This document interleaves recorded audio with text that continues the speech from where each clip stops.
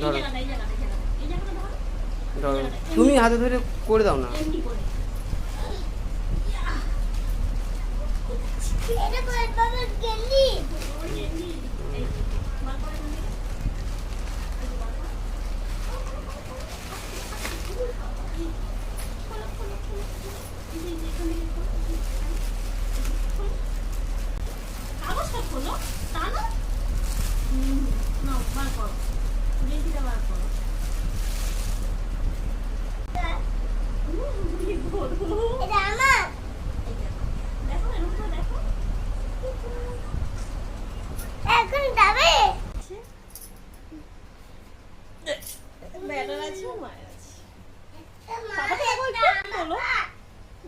দাঁড়িয়ে আছে বদমাইশ